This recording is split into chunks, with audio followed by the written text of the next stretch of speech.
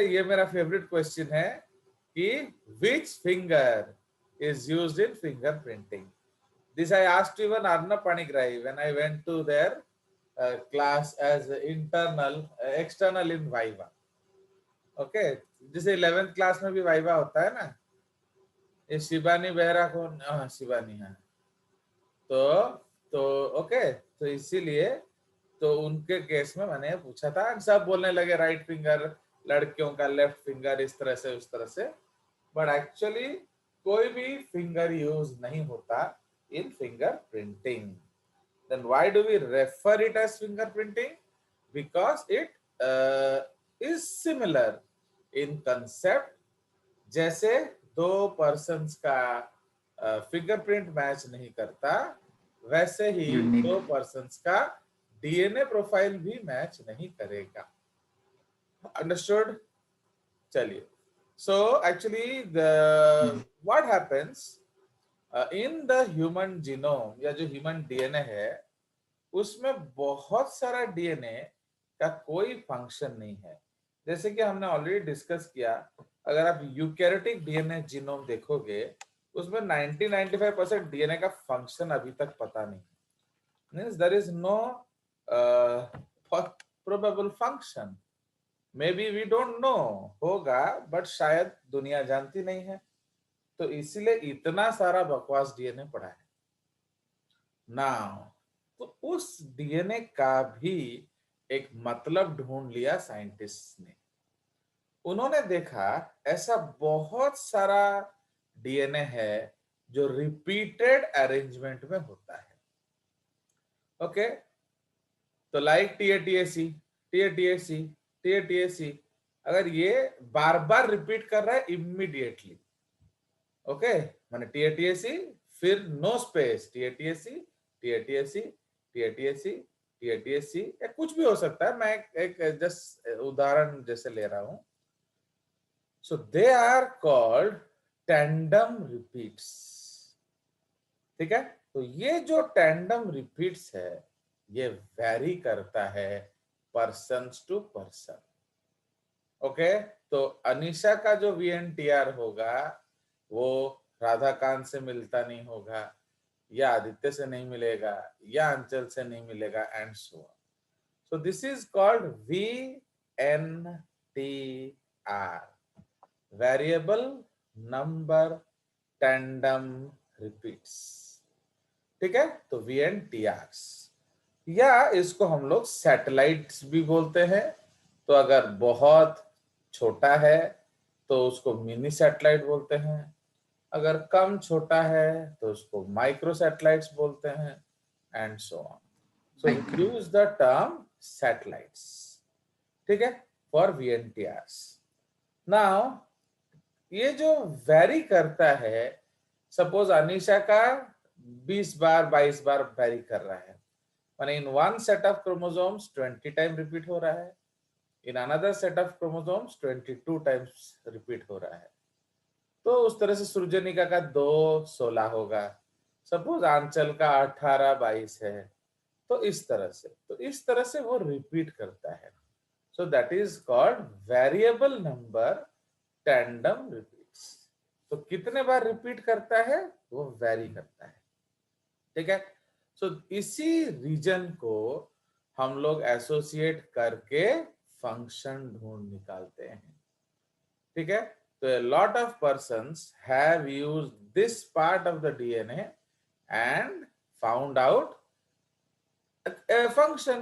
Generally इसका कोई function नहीं था, बट आजकल हम उस पार्ट ऑफ द डीएनए को यूज करके क्या करते हैं, डीएनए प्रोफाइलिंग करते हैं.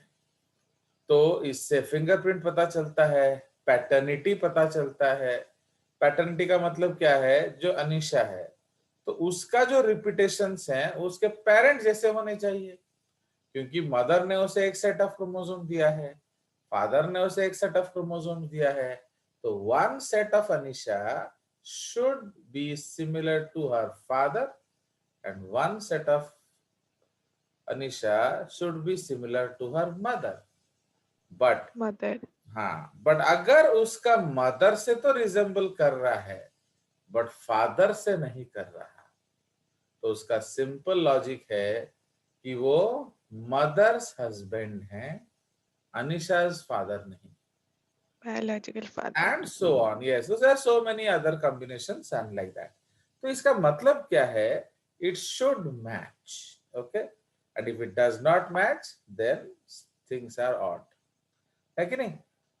चलिए, तो इस तरह से हम पैटर्निटी टेस्टिंग करते हैं। बट कोइंसिडेंटली, समझे, कोइंसिडेंटली अगर पैटर्न बैंड्स मैच कर गया तो फिंगरप्रिंट मैच करेगा, ऐसा कोई जरूरी नहीं। तो इसीलिए अगर suppose somebody is claiming to be Anisha's father, उसका बैंड जरूर मैच कर रहा है, बट फिर जज नहीं बोल देगा कि वो उसका पापा है। तो ऐसा हो सकता है कि किसी और का भी बैंड मैच कर जाए। ओके, बट फिर हायर टेस्टिंग होगा, उसको हम फिंगरप्रिंटिंग बोलते हैं। मींस उससे हम जानेंगे कि उसका जो नंबर ऑफ रिपीट्स जो है वो कैसे बैंडिंग हो रहा है एंड एटसेट्रा एटसेट्रा एटसेट्रा। ठीक है, सो उसके हायर टेस्ट होते हैं। अगर हर टेस्ट कंफर्म कर रहा है तब हम कह सकते हैं कि नहीं, वो उसके फादर हैं। Okay, and so on. चलिए, सो उसी चीज को हम लोग we will write and will discuss. तो इट्स अ ब्यूटीफुल टेक्निक, इसमें बहुत सारा टेक्निक यूज होता है एंड वो टेक्निक्स भी जानना बहुत जरूरी है। तो धीरे धीरे हम उस सारे के बातों के बारे में डिस्कस करेंगे। ठीक है, सो ये जो डीएनए फिंगरप्रिंटिंग है, इसको हम लोग क्या कहते हैं? We also call it DNA profiling. Okay, so DNA profiling, also called DNA fingerprinting, is the process of determining an individual's DNA characteristic. DNA analysis intended to identify a species rather than an individual is called DNA barcoding. Okay, means आपका species अगर हम detail जानना कोशिश कर रहे हैं तो उसको बार कोडिंग बोला जाता है। Okay, fine. बट अगर आपका इंडिविजुअल जानना चाहते हैं तो उसको हम डीएनए प्रोफाइल कहेंगे या डीएनए फिंगरप्रिंट। फिंगरप्रिंटिंग। ठीक है ना, इसी में तो इसका बहुत ज्यादा एप्लीकेशंस है। तो बेसिकली फोरेंसिक बायोलॉजी में, है कि नहीं भाई? कब हम लोग इस सब देखेंगे? When we have a doubt.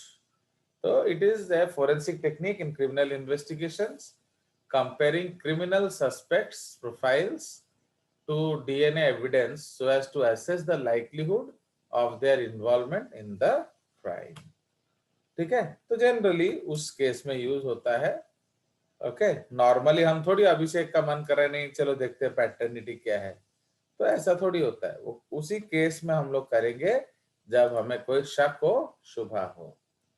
Okay, so it is also used in parentage testing, okay, to establish immigration eligibility. okay, तो इसलिए फॉर एग्जांपल कभी कभी क्या होता है, इसको हम लोग कहते हैं क्या, कबूतरबाजी। कबूतरबाजी का मतलब क्या है? Suppose Anisha use to stay in Kenya. अब वो क्या करेंगे, ओम को अपना बेटा बना के ले जाएंगे एंड केनिया में छोड़ देंगे, तो वो भी ओम भी केनिया का सिटीजन हो जाएगा and so on so on. तो इसीलिए ऐसा पहले बहुत लोग करते थे। इसलिए आजकल अगर आप ऐसा करोगे तो वो टेस्टिंग किया जाता है कि एक्चुअली वो आपका बच्चा है या नहीं है। So it is also used in parentage testing. इसको हम लोग पैटर्निटी टेस्ट कहते हैं, to establish and in genealogical and medical research. तो DNA profiling has also been used in study of animal and plant populations in the fields of zoology, botany and agriculture.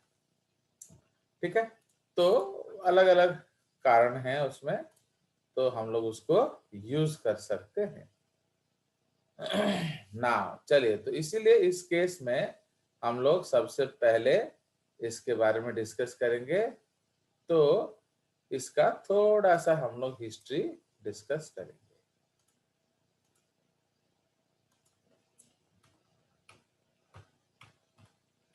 Historical background. ठीक है, fine. तो इसको हम लोग historical background कहते हैं। Now अब इसमें क्या है,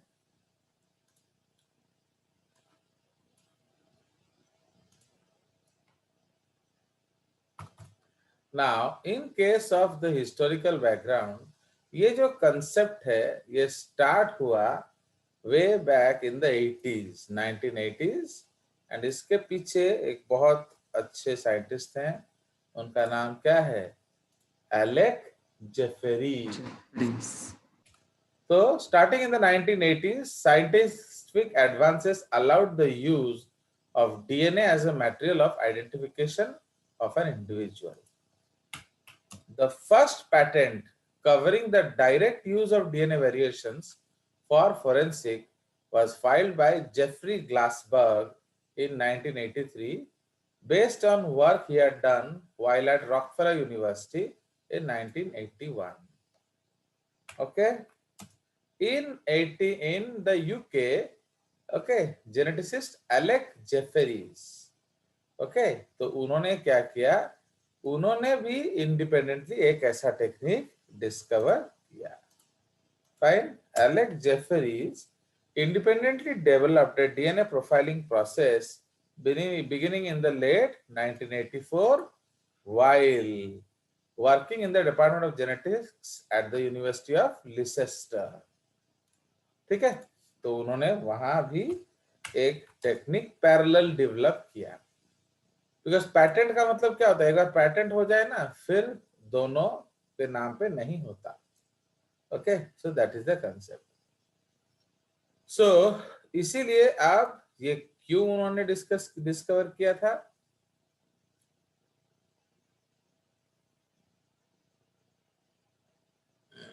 इसमें हम लोग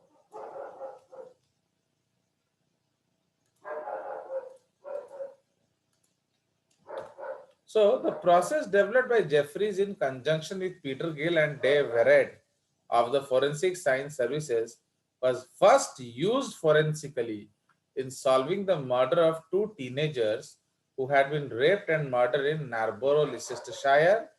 Okay.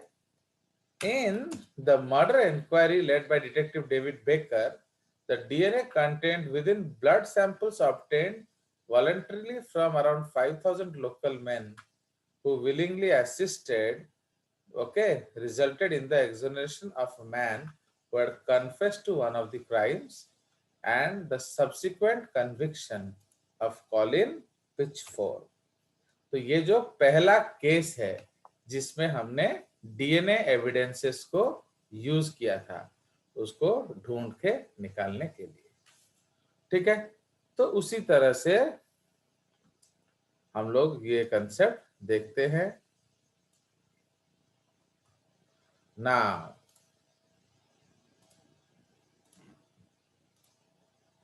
मैंने हम लोग जो सोचते हैं कि आइडेंटिकल ट्विन जो है, तो although 99.999% of human DNA sequences are the same in every person, enough of the DNA is different that is possible to distinguish one individual from another unless they are monozygotic twins.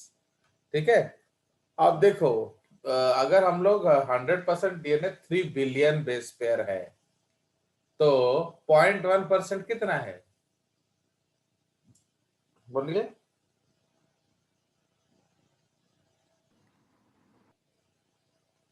तो 1 billion 3 billion है 100%, तो 1% 10 कितना million. होगा, 30 million. 6.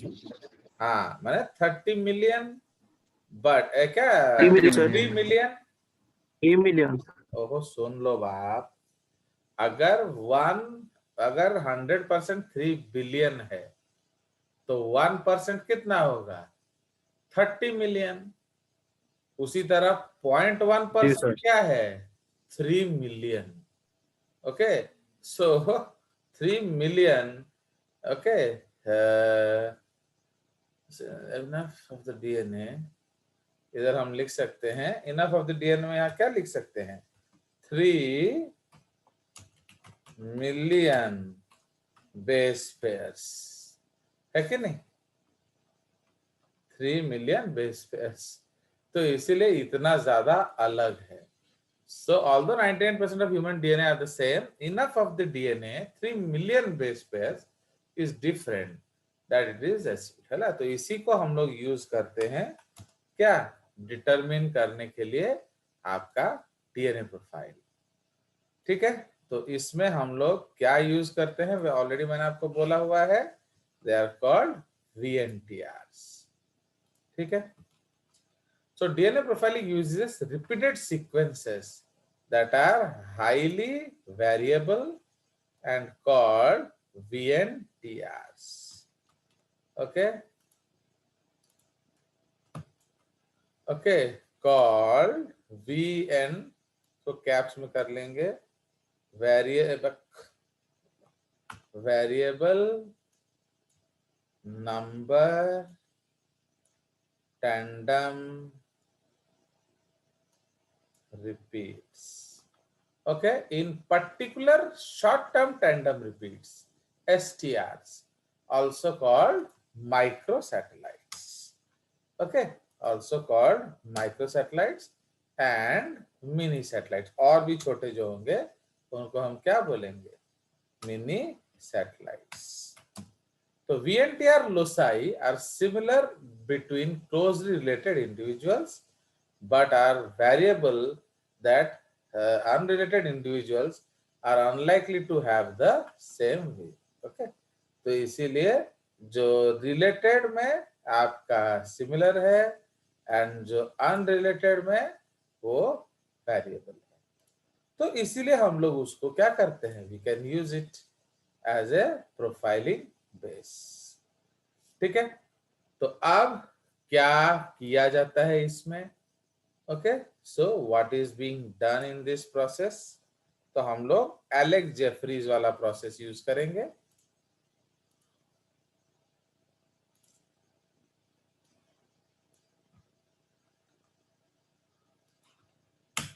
Okay तो we will use the process of Alex Jeffreys तो उसमें हम लोग पहले लिख लेते हैं ये profiling process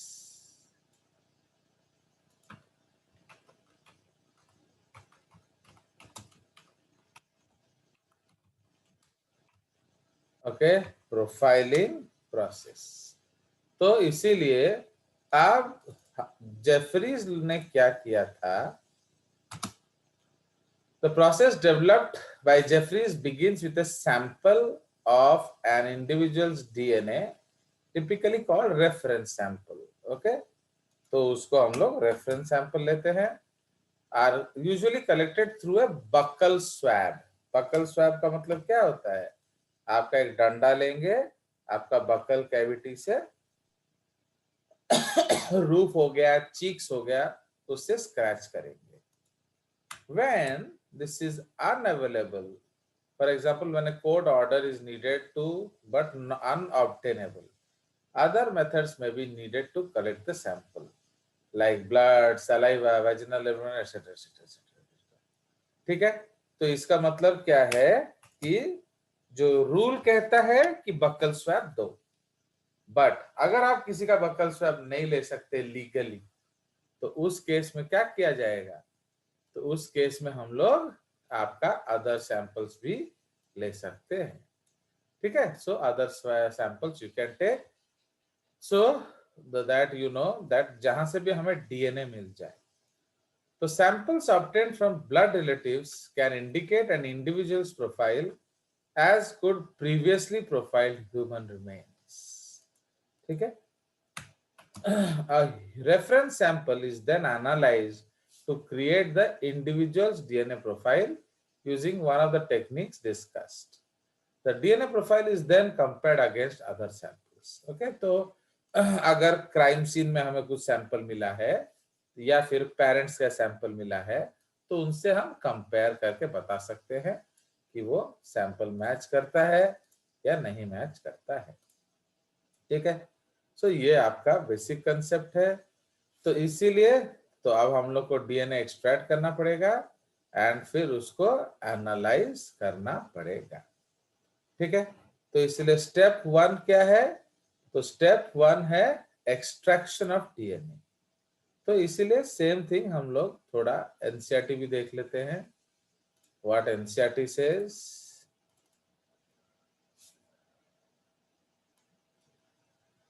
Now, as stated, okay, in the preceding section, 99.9% of the base sequence among human is same. Assuming human genome has 3 billion, in how many base sequences would there be differences? It is these differences in DNA which make every individual unique in their appearance. If one aims to find out genetic differences between two individuals of a population, sequencing the DNA every time would be daunting and expensive. Imagine trying to compare two sets of 3 million base pairs. Okay, the DNA fingerprinting is very quick way to compare the sequence. क्यों? वो बड़ा बड़ा segment को देख लेता है कि नहीं? एक एक बेस पेयर कंपेयर करोगे, उससे अच्छा एक पैच को कंपेयर कर लो। Now, it involves identifying the differences in some specific regions called repetitive DNA because इसमें DNA is repeated many times. These are separated from bulk genomic DNA as different peaks during density gradient centrifugation. हम लोग उसको काट के जब sediment करेंगे तो ये अलग अलग पीक्स में अपीयर करेगा। The bulk DNA forms a major peak and other small peaks are referred to as satellite DNA. So depending on composition, length of segment and number of repeated units, the satellite DNA is compared. है कि नहीं? तो इस ये अच्छा point है। Okay, satellite is compared into micro satellites या mini satellites. Now, these sequences normally do not code for any proteins, normally, but they form a large portion of the human genome. इसलिए हम लोग उसको क्या कहते हैं? Useless DNA. So these sequences show high degree of polymorphism, मतलब variation, and this forms the basis of the DNA fingerprinting. ठीक है, तो उसका बेसिस यही है। Okay, since DNA from every tissue is same, तो आप कहीं से भी उसको निकाल सकते हैं। ओके, तो we can take it from any part. तो यही चीज हम लोग लिख लेते हैं इन द नोट। ओके, तो इसमें होगा नहीं। सो बेसिस या underlying principles of DNA fingerprinting है कि नहीं? तो आधार, तो ये हम वही चीज ऑलरेडी हमने लिखा हुआ है, but this a good point, तो इसको हम लोग लिख लेंगे सिंपल लैंग्वेज, तो it's good to easy to understand.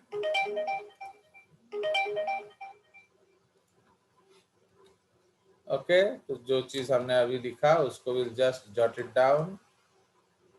Okay,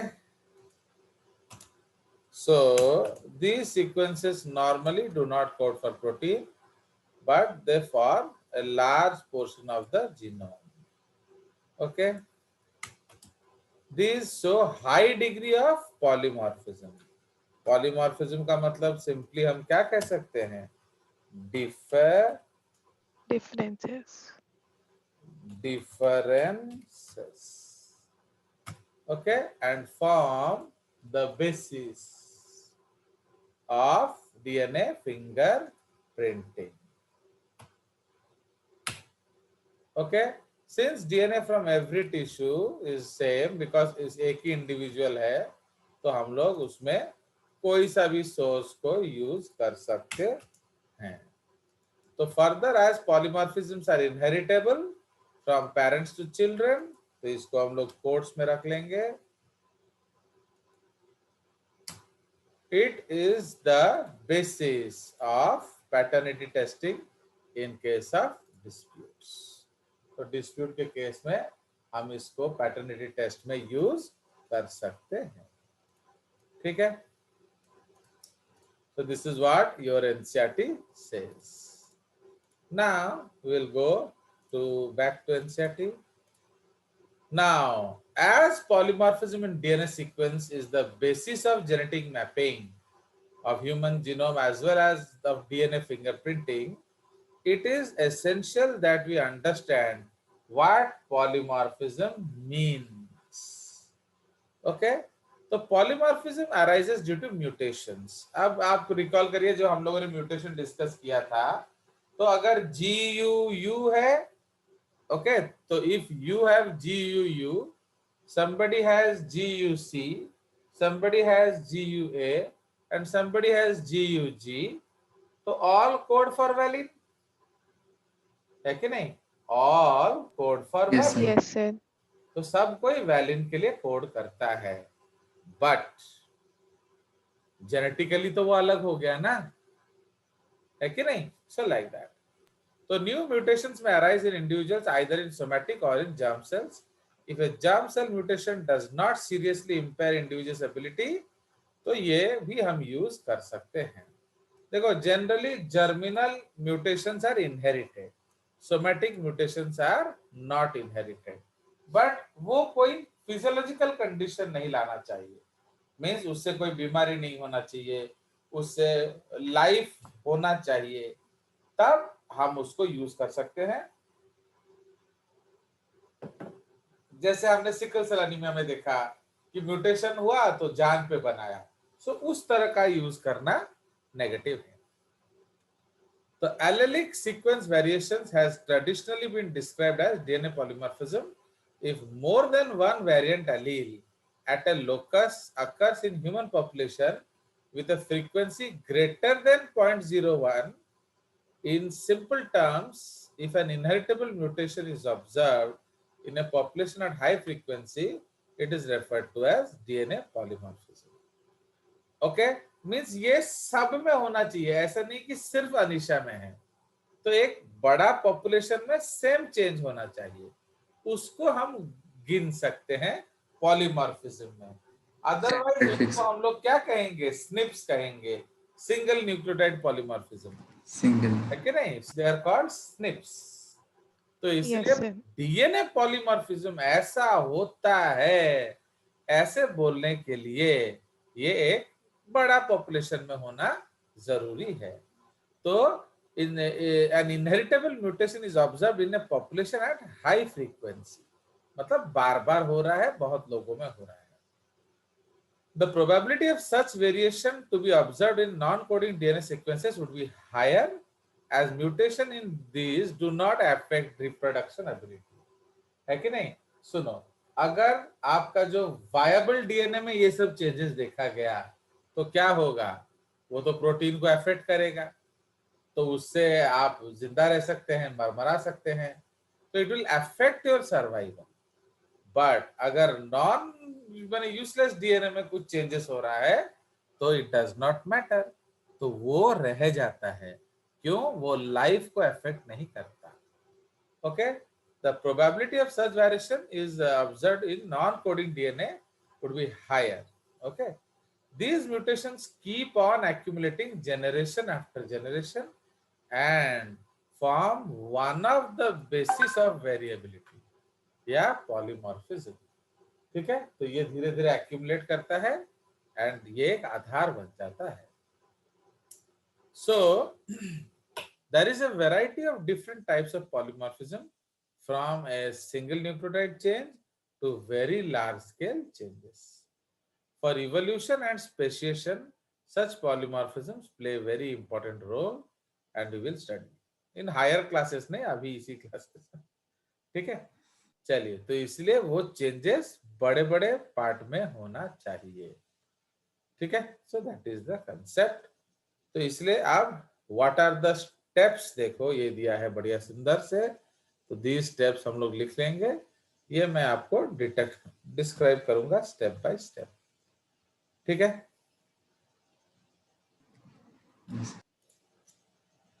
Now, so we will go to steps of DNA fingerprinting.